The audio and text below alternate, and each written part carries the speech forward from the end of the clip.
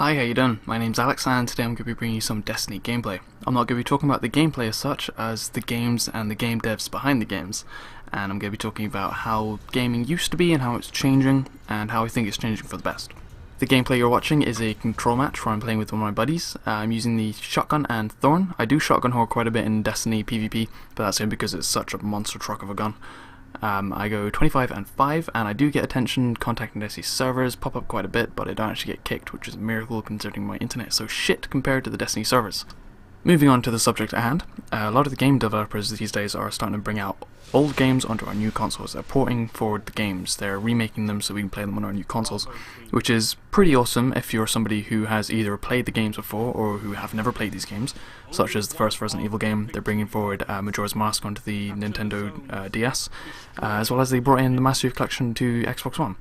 And like I said, this is brilliant if you haven't played these before, and if you have played them before, then it's going to bring back a real nostalgic feeling when you finally get to play them on your brand new shiny console. And a lot of game developers play on the nostalgic feelings that you get when you play your old games from 10 years ago. I mean, like, I used to play Halo 2 on Xbox 360, and I'll be thinking about when I very first played it, and game companies know that you like these games. They know there's a fan base, they know you'll pay full price for the same game, just buffed in FPS, buffed in how it looks in resolution, and they'll sell it to you at full price. And there's nothing wrong with that, because these games have lived up to the years, they've lived up to our expectations, and we love them. And I remember playing Earthworm Jim, Metroid Prime, the Mario games. I didn't play Pokemon too much, I didn't really like it digital, I preferred it playing with the trading cards. I was kind of old school like that. But there's so many games I remember playing as a kid. I mean, I used to play Metroid Prime so much as a kid, and even the Lilac Wars, I play that to this day on my computer, and I remember playing that with my mom and my sister on the weekends. We'd take turns going through each level. And these are games that really did live up to the years and our expectations, and I would certainly pay full price again to have these games brought forward onto our new consoles.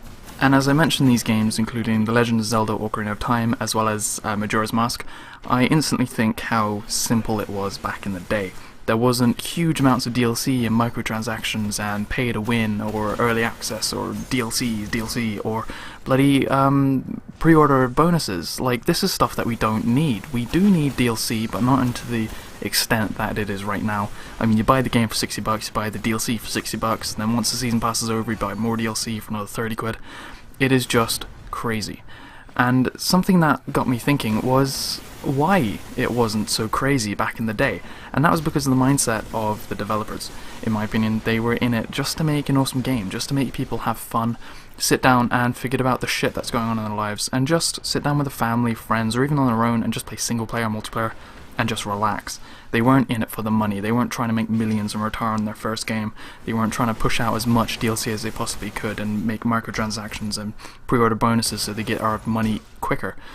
They were just making a game that was fun to play, that they themselves as game developers enjoy playing, as well as wanted to share with their community. One of the first game developers that springs to mind when I talk about this is Bungie. They made Halo CE, and they didn't do it on the assumption of let's make millions, let's return this game and make as much DLC, and then bail and go live off in some mansion somewhere. They were thinking of let's just make a kick-ass game that we as a developer love to play, as well as we want to share with other people, and we will be proud to share with other people, and just share this amazing universe that they've created for the Master Chief. And you can tell they did this because they were not expecting to make Halo 2 or Halo 3 or ODST, Halo Reach, Halo 4, Halo 5. And they sure as hell weren't expecting Halo to break off into such an amazing franchise as it is today. But unfortunately there is no good without evil.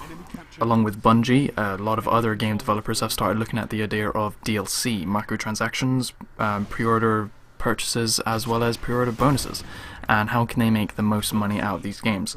Because it's not just enough to make a decent net profit, they want to make as much money as they possibly can, and you can't fault them. It's not just their fault, it's our faults, it's their publishers' faults, it's a bit of everybody's faults, and we will have to kind of take the blame in some way. Game developers are trying to make as much DLC, as many season passes and microtransactions and pre-order purchases, as well as pre-order bonuses as possible to make you buy them, to make them as much money.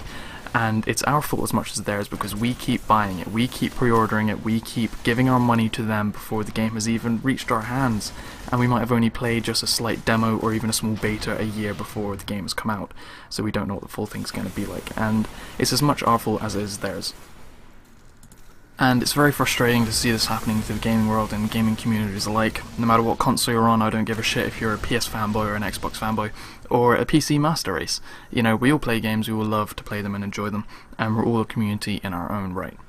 And it sucks what's happening to the gaming world, because it is destroying franchises. It's destroyed Halo, like that game sucks now. If you say you play Halo, you might as well be laughed at publicly in front of everyone, just for the sole fact that Halo, the Master Chief Collection, is in shit condition. For lack of a better word, it's fucked.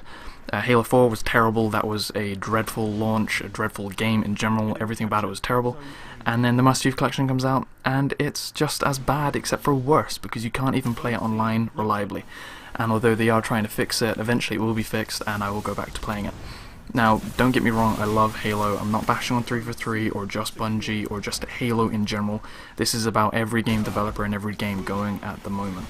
So a lot of other games are doing this, like DICE has brought out Battlefield 4 a couple of years ago. That launch was terrible.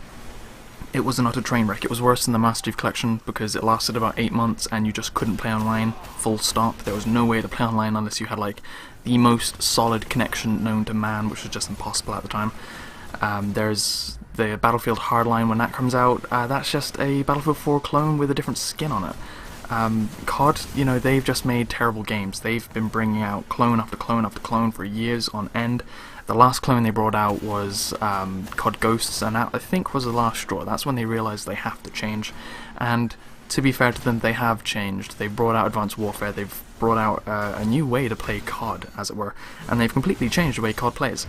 And in my opinion, COD has brought out 3 decent games between Activision Treyarch and Sledgehammer, and that was, let me think, Advanced Warfare, that was the first one.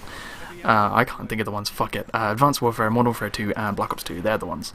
They were the best ones to me, in my opinion. The rest of them were just kind of clones and adaptations of them that didn't really work out. I know there was the first Modern Warfare, but I didn't really play that too much, and I did prefer Modern Warfare 2.